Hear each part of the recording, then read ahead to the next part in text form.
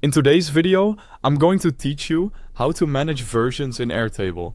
By the end, you'll know how to see what changed, who changed it, and how to roll back to an earlier version when you need to.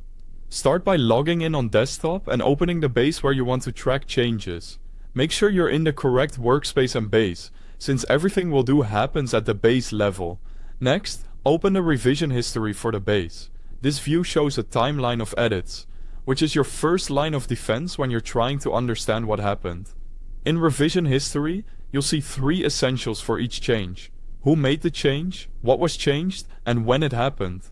That trio gives you accountability, context, and timing, which is crucial for audits, team collaboration, and recovering from mistakes. For formal versioning, use snapshots. Open the base menu, go to snapshots, and create a new snapshot to capture the current state of your base. Think of a snapshot as a restore point.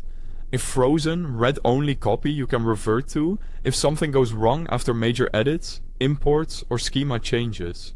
When you create snapshots, give each one a clear name and description.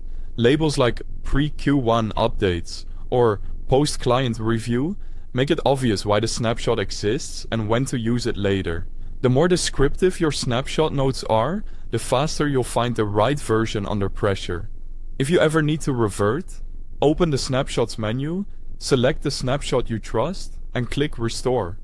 Airtable will create a new base from that snapshot, preserving your original while giving you a clean, working copy from that point in time.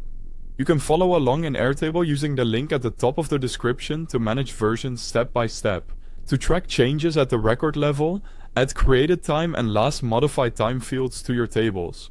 These fields automatically log when a record was added and when it was last updated.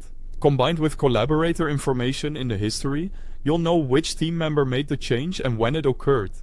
If your workflow is more complex, consider an optional versions table. In that table, record the item name, date of change, a short description, and a link to the related table or record. This creates a structured, searchable log that's especially helpful for approvals, audits, and regulated processes. Finally, maintain your version management by creating snapshots before major updates and reviewing revision history regularly to catch accidental changes early. That's how you can manage versions and track changes in Airtable to keep your data safe and organized. Thanks for watching.